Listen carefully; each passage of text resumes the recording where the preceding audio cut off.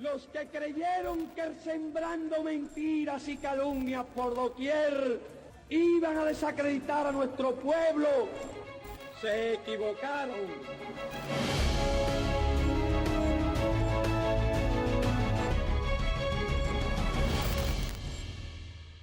La intentona no duró siquiera 12 horas, a pesar de contar con total apoyo del gobierno de los Estados Unidos. El gobierno de ese país ha dicho que militares leales defendieron la base militar La Carlota y aunque fue asediada, jamás los que intentaron realizar el golpe de Estado pudieron controlar esta base militar. La base militar nunca fue tomada, ni siquiera asediada por militares desertores. Empiezan por decir de que ellos no están apoyando un golpe de Estado, sino están apoyando la restauración de la democracia. Ese es el spin, esa es la retórica. Venezuela recibía otra sonada golpista. Los opositores Juan Guaidó y Leopoldo López intentaban otro engaño de transición pacífica. Todo se concentró en una autopista de Caracas. Desde Miraflores, sede del gobierno, el presidente Nicolás Maduro continuaba su gestión. En Washington, esta nueva acción de la oposición venezolana recibía el respaldo de la administración de Donald Trump. El secretario de Estado Mike Pompeo aseguraba que las fuerzas militares estadounidenses estaban listas para intervenir en la nación bolivariana. Wolf, el presidente, ha dejado muy claro que mantiene todas las opciones sobre la mesa. Esto incluye la opción militar. Estamos trabajando para asegurarnos de que ese no sea el caso, que logremos este resultado para el pueblo venezolano de una manera que no ponga la vida en riesgo y no haya violencia. Pero no hay que engañarnos. Si el presidente toma esa decisión, si elige una opción militar, el ejército de los Estados Unidos tiene la capacidad de ejecutar esa opción, que logrará el resultado que el presidente desea. Horas antes y desde la Casa Blanca, el entonces asesor de Seguridad Nacional John Bolton comparecía como vocero de los golpistas venezolanos. Para los cubanos, creemos, han tenido un rol muy significativo y también ayuda de los rusos y especulación en Caracas. Por eso necesitamos que Venezuela esté gobernada por el pueblo de Venezuela y no por fuerzas externas. Bueno, eso es lo que tenía que decir. El entonces secretario de Seguridad Nacional de la Casa Blanca fue a Miami a decir que ese gobierno de Estados Unidos, el actual gobierno de Estados Unidos, concluiría lo que empezaron los cubanos que invadieron Cuba por Playa Girón, los mercenarios financiados por Estados Unidos. Se paró en Miami a decir, nosotros vamos a terminar lo que en el 61 ustedes no pudieron hacer. Ustedes, entre comillas, valientes que fueron a luchar a Cuba, no pudieron terminar esa obra, nosotros lo haremos. 15 días después, da un golpe de Estado, un intento de golpe de Estado en Venezuela. ¿Y sabe usted lo que dijo John Bolton alrededor de las 2 de la tarde del 30 de abril, cuando ya era un fracaso aquel intento de Estados Unidos? Dijo que la culpa era de Cuba por el fracaso. En 10 minutos mencionó Cuba 7 veces. Invito a quienes escuchen este material a revisar eso. A las 2:34 de la tarde, el señor John Bolton salió a las cámaras de televisión y dijo 7 veces mencionó a Cuba como responsable del fracaso en Venezuela. Que Cuba había evitado que cayera el gobierno de Maduro, que Cuba había evitado una salida del presidente venezolano al exterior. Una mentira tras otra, 7 mentiras seguidas. El propio presidente de los Estados Unidos también acusó a Cuba de contar con efectivos militares en Venezuela. En un mensaje a través de su cuenta oficial en Twitter, declaraba que se impondrían sobre la isla el bloqueo y las más altas sanciones.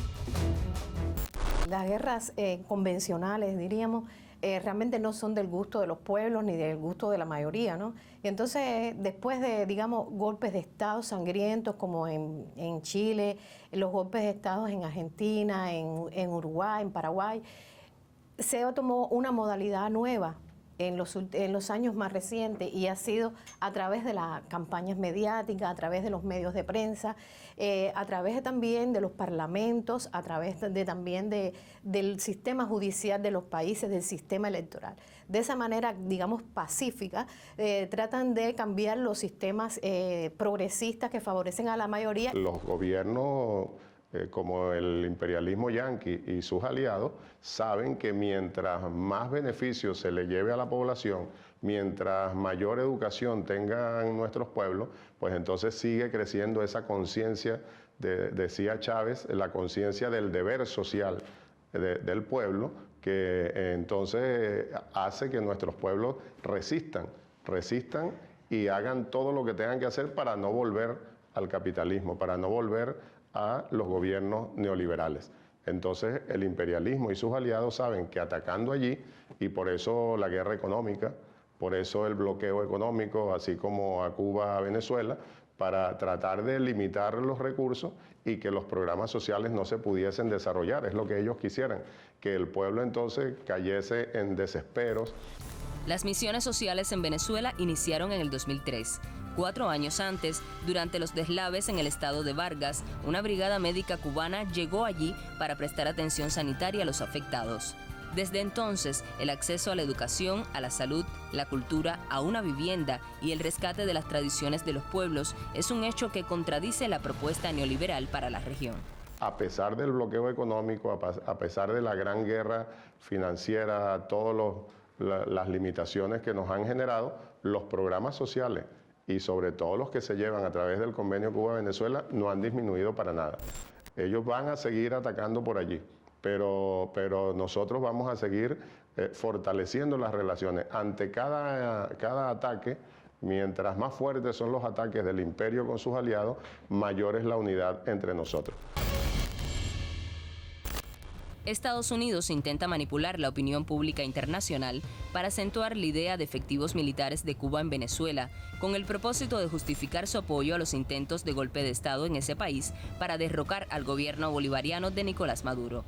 Planes que hasta el día de hoy han fracasado.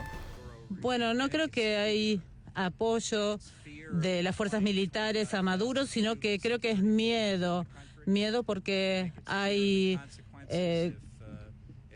efectivos cubanos en el país. ¿Y qué podría ocurrir si falla el presidente interino? Hay que seguirle diciendo al mundo que esa guerra mediática no tiene ninguna razón, porque no son efectivos militares. Es el ejército de cubanos y cubanas que están en Venezuela, pero un ejército para la paz, un ejército para la siembra de conciencia, un ejército para la revolución cultural en nuestro pueblo venezolano. Los profesionales cubanos, cuando atienden a un paciente, no le preguntan de qué partido político eres, solo le preguntan qué enfermedad tiene. El lenguaje médico es un lenguaje internacional que supera la política. Eso es lo que se enseña en Cuba y eso es lo que practican los profesionales cubanos de la salud.